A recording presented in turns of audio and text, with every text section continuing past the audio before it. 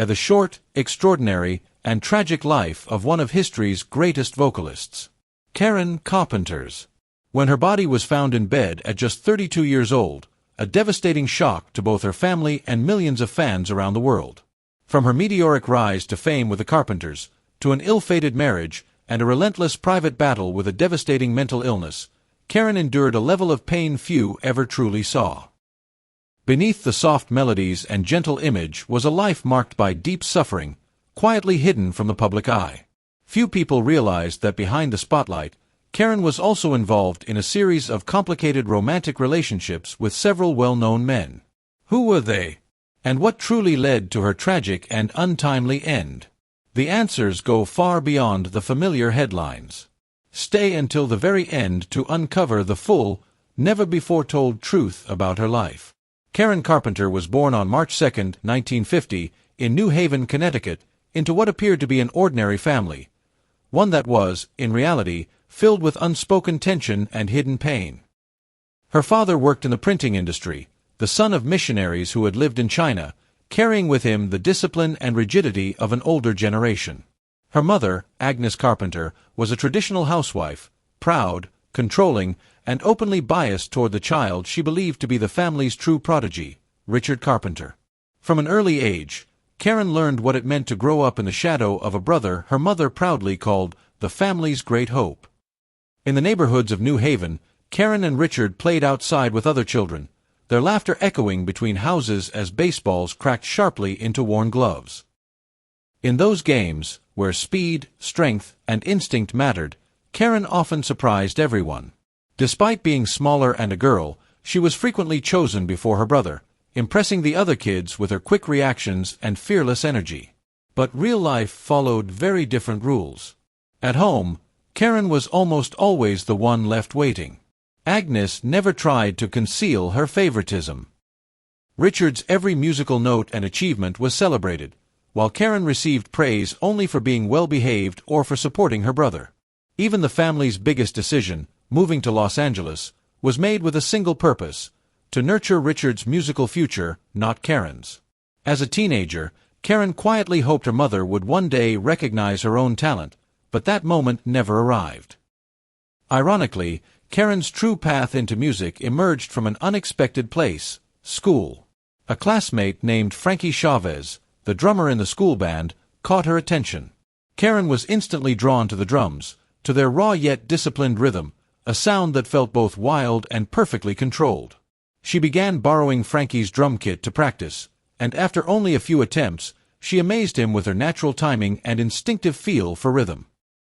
Before long, Karen found her inspiration in Ringo Starr, the legendary drummer of the Beatles, who would become her ultimate musical idol. Karen dreamed of one day playing the drums like her idol, even owning the exact same Ludwig drum kit he used.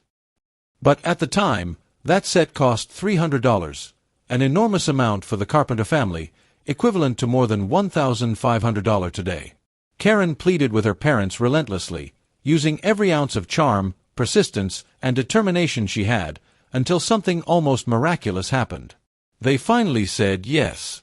The day Karen wrapped her arms around her first Ludwig drum kit, it felt as though she was holding her dream in her hands.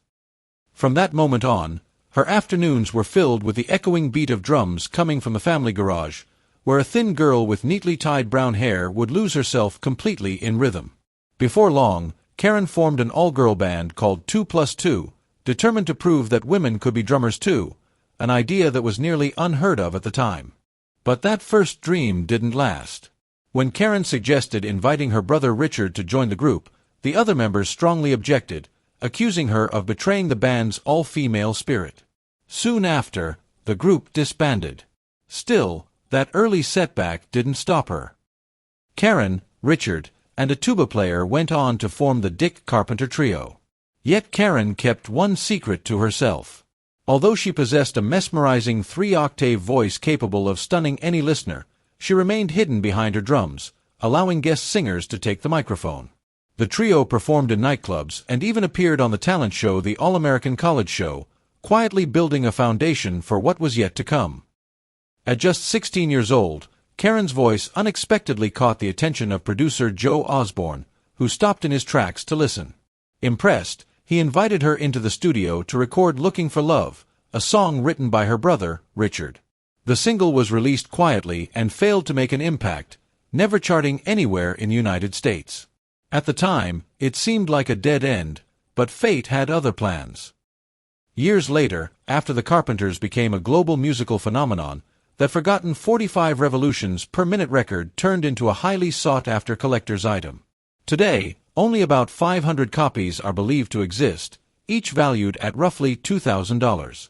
Back then, however, Karen still thought of herself as just the drummer, often laughing at the idea that her voice could ever be something special. Karen and Richard pressed on with a new band called Spectrum, which secured a regular performance spot at Disneyland, playing smooth jazz for families and children. The 1960s were a strange and divided time, young people torn between the rising hippie counterculture and a nostalgic affection for icons like Mickey Mouse. During one performance, someone in the crowd shouted a request for Light My Fire, the hit song by The Doors. Eager to please, Spectrum agreed, unaware that the decision would prove disastrous. Word of the off-style performance quickly reached Victor Gruber, head of Disneyland's entertainment division. Enraged, he rushed over and was horrified to find Karen and her band playing psychedelic rock in the middle of a family theme park.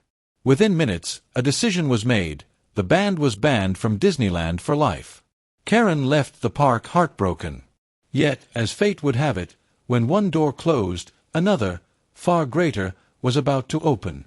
3 years later, in 1969, the real breakthrough finally arrived. A&M Records signed a contract with the Carpenter siblings, marking the beginning of a powerful new chapter in their career. The Carpenters released their debut album, Ticket to Ride, named after the iconic Beatles song they chose to reinterpret. As a lifelong admirer of the legendary band, Karen couldn't help but worry whether her idols would approve of their softer, more delicate rendition. What happened next stunned her. Paul McCartney himself listened to the track and declared, "She has the best female voice in the world." The words struck Karen deeply, leaving a lasting mark on her heart and confidence. But success came with its own challenges. Standing just 5 feet 4 inches, Karen appeared almost swallowed by the massive drum kit she loved. From the audience's perspective, drumsticks flashed through the air, yet the person behind them was barely seen. Richard, responsible for the songwriting and arrangements, delivered musical brilliance but lacked the stage presence to fully command a crowd. Slowly, a realization set in. If the Carpenters were going to truly connect with the public, Karen needed to step forward as both the voice and the face of the group. It was a painful shift. Drumming was Karen's sanctuary, the one place where she could disappear and feel safe away from the spotlight. Still, she made the sacrifice, agreeing to bring in another drummer, Cubby O'Brien, a former Disney Mouseketeer. From that moment on, Karen became the emotional center of the Carpenters, while the drums she loved were gradually pushed further back on stage. By 1973, the band's albums carried a clear and unmistakable sound. Karen's warm, velvety voice front and center, with the drums that once defined her presence now reduced to a subtle echo in the background. But as time would reveal, becoming the center of attention came with a heavy price. During an interview in Japan, at the peak of the Carpenters' fame, a journalist struggled to pronounce the group's name and mistakenly referred to them as lead sister instead of the Carpenters. The slip quickly took on a life of its own. Japanese fans embraced the nickname with enthusiasm, printing it on T-shirts and celebrating Karen as the heart of the duo. With her shy yet radiant smile, Karen often wore a shirt reading "Lead Sister" on stage, unaware of how deeply that label would shape her identity. Not long after, "We've Only Just Begun" swept across the world. The song captured the spirit of new beginnings, love, and hope, feelings that resonated deeply with countless young couples of the era. Its gentle melody, romantic lyrics, and Karen's soft, almost whisper-like voice made it unforgettable. Behind the scenes, Richard once again crafted the perfect arrangement, allowing her voice to glow effortlessly. Few listeners realized that the song had begun life as a simple bank commercial jingle. Richard, however, recognized its hidden potential and transformed it into a timeless classic. What started as an obscure tune soon became the anthem of an entire decade. While searching for inspiration one day, Richard happened to hear the jingle on television and immediately felt something special.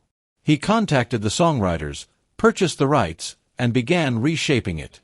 The original advertisement featured a young couple starting their married life, and when Richard and Karen recorded the song, they preserved that theme of hopeful beginnings.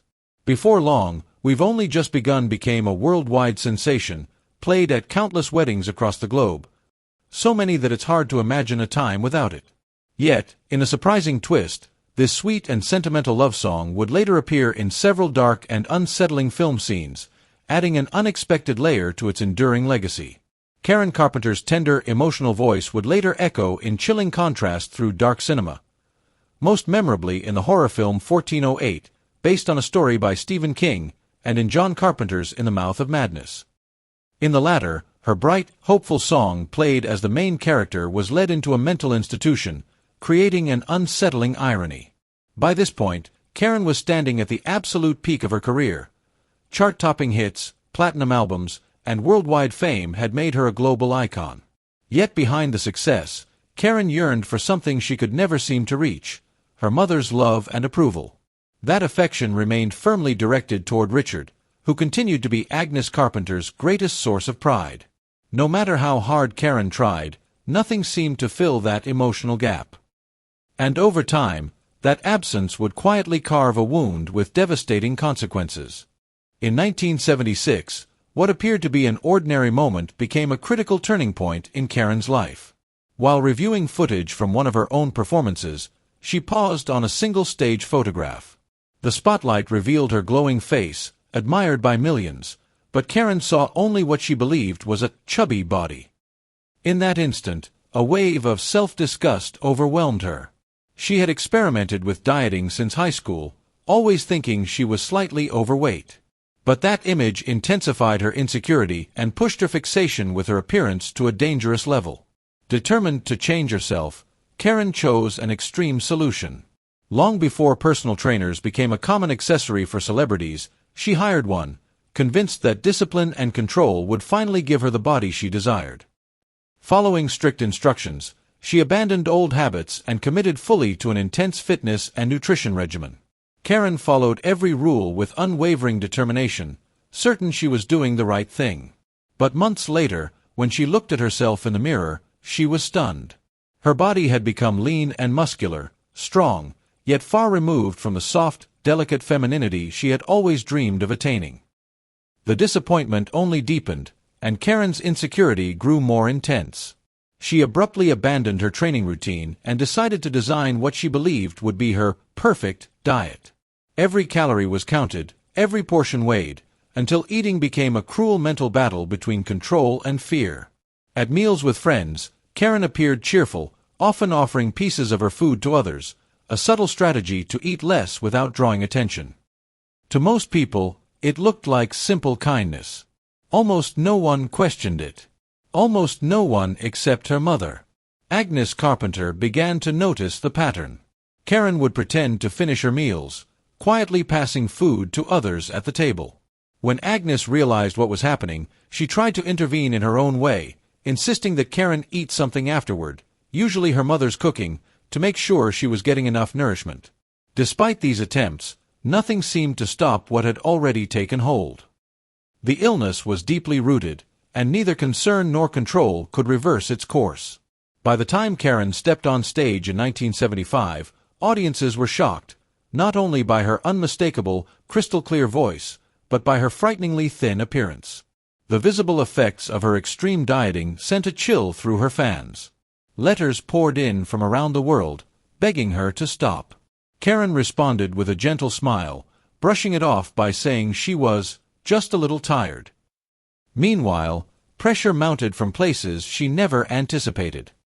Karen and Richard, once celebrated as the embodiment of wholesome, clean-cut America, began to feel the weight of a changing public image. The Carpenters had been praised at the highest levels. Even President Richard Nixon had once called them the best of young America.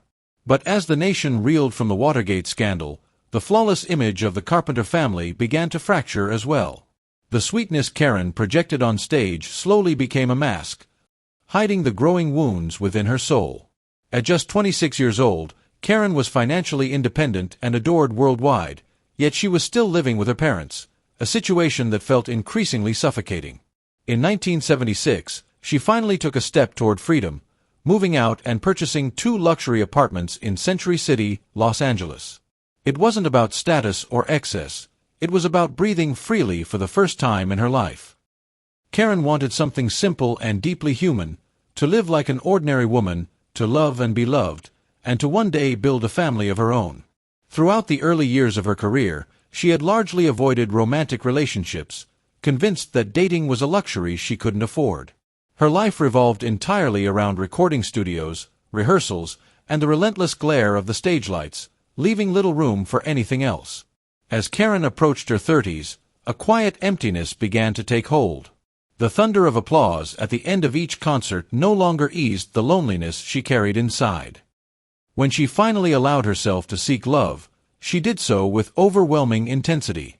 Her life soon became linked to a series of high-profile men: music producer Mike Curb, who would later enter politics, a member of the Osmond family, sitcom star Tony Danza from Who's the Boss, and even comedian Steve Martin.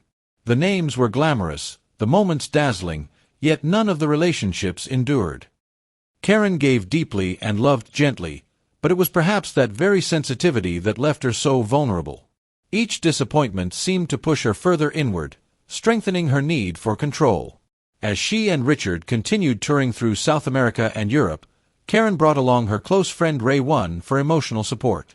It didn't take long for Ray One to realize that her true responsibility wasn't companionship, but vigilance, watching Karen closely, trying to prevent her from secretly taking laxatives to maintain her weight. Karen's fixation on her body had grown dangerously out of control.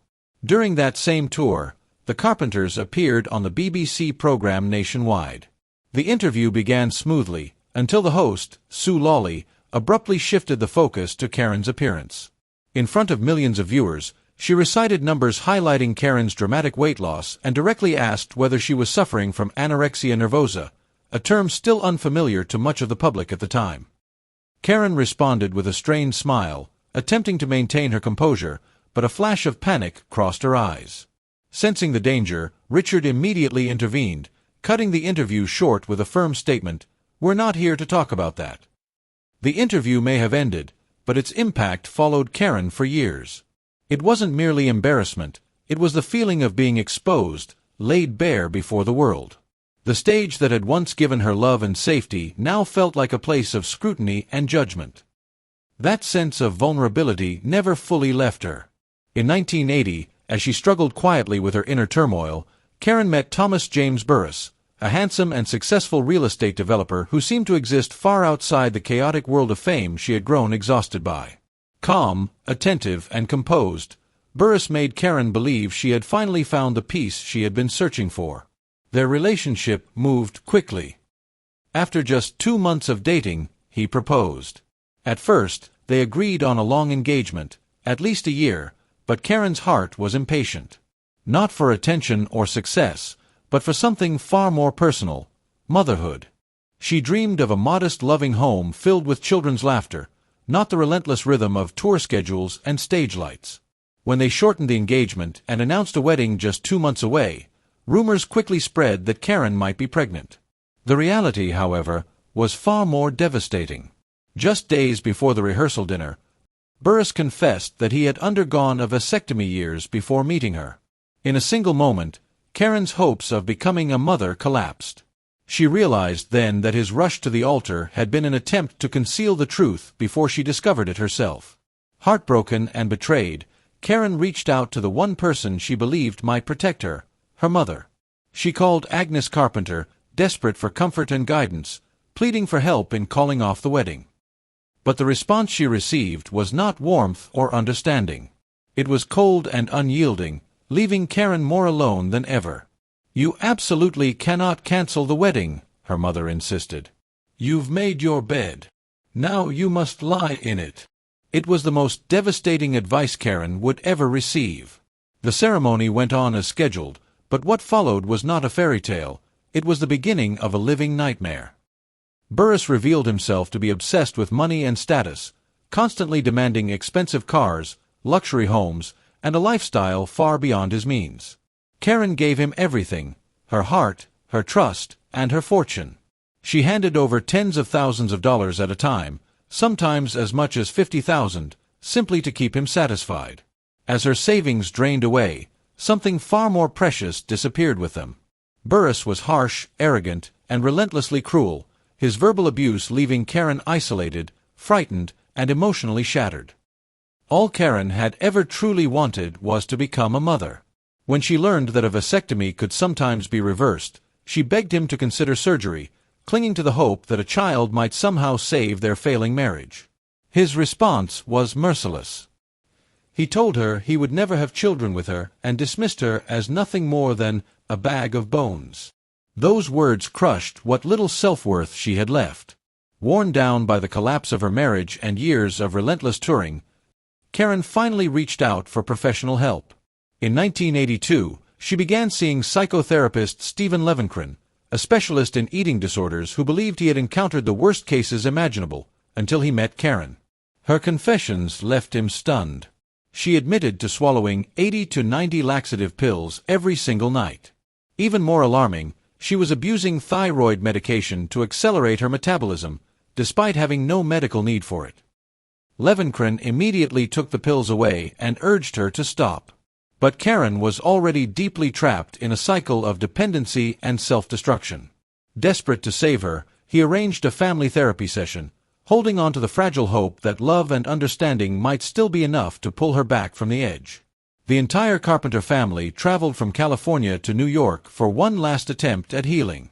Inside a stark white therapy room, the doctor asked each family member to look at Karen and say the words she had been desperate to hear: "I love you." Richard, her loyal brother and lifelong musical partner, spoke without hesitation. But when it was Agnes Carpenter's turn, the room grew cold. She corrected the doctor sharply, "Call me Mrs. Carpenter," and then fell silent. She could not say the words. The air became unbearable. The session ended without comfort, without closure. No one met Karen's eyes as they left. Karen remained in New York, clinging to her final thread of hope in Dr. Levenkron. But that hope soon shattered when her close friend Rayon uncovered a devastating truth. He was not a licensed medical doctor. Whatever fragile belief Karen still held collapsed completely. Her health deteriorated rapidly, and she was eventually hospitalized, nourished through a feeding tube. Ironically, this marked the brief moment when she appeared to recover. She began eating again, 3 meals a day. She smiled more. There was light in her face. Believing she was strong enough to move forward, Karen chose to leave the hospital and return to Los Angeles, the place that had always felt like home. Though her body regained weight, her inner world remained painfully delicate. Many felt she ended treatment too soon, but Karen simply smiled and said she wanted a fresh start. Back in Los Angeles, those around her believed she was finally healing. She ate regularly, laughed with friends, and even spoke about returning to the recording studio, the space where she and Richard had once created magic together. Perhaps Karen herself believed she had escaped the illness that had haunted her for so many years. But what no one realized was that this fragile calm was only the final quiet before the storm. On a February morning in 1983, Karen woke early in the house where she had grown up. She went downstairs, poured herself a cup of coffee, exchanged a few words with her mother, then returned to her bedroom to prepare for the day. Hours later, Agnes walked upstairs and encountered a sight no parent should ever face. Karen lay motionless on the floor of her childhood bedroom, the same room where the girl who once moved millions with her voice now lay in silence forever. At first, her death was baffling. Karen no longer appeared dangerously thin. She seemed to be recovering. But the autopsy revealed a tragic truth. Years of abusing ipecac syrup, a drug intended only for emergency poisoning cases, had irreparably damaged her heart. Used repeatedly to induce vomiting, the chemical had slowly weakened her heart muscle until it finally gave out. Karen Carpenter died at just 32 years old. Her passing sent shockwaves through the music world. She was not only half of the Carpenters, the duo that defined an era, but her death also forced the world to confront anorexia nervosa, an illness long ignored, misunderstood, and dismissed. In her memory, her family founded the Karen A. Carpenter Memorial Foundation to support research and raise awareness, so others would not have to suffer in silence as she had. Yet Karen left behind more than heartbreak. She left a legacy. Her warm, pure, unmistakable voice continues to bring tears to listeners whenever Close to You or Rainy Days and Mondays plays. Artists from Madonna to Shania Twain have named her as a profound influence. Her star on the Hollywood Walk of Fame stands not only for fame, but for vulnerability, brilliance, and the hidden cost of perfection. Years later, tributes kept coming. The album If I Were a Carpenter, the avant-garde film superstar told through Barbie dolls, and stage productions where her voice became the emotional core. And perhaps that is why, even now, when we've only just begun Drifts Through the Air, it feels as if Karen Carpenter never truly left. She is simply singing from somewhere far away, free from pain, free from hunger, where her heart can finally rest.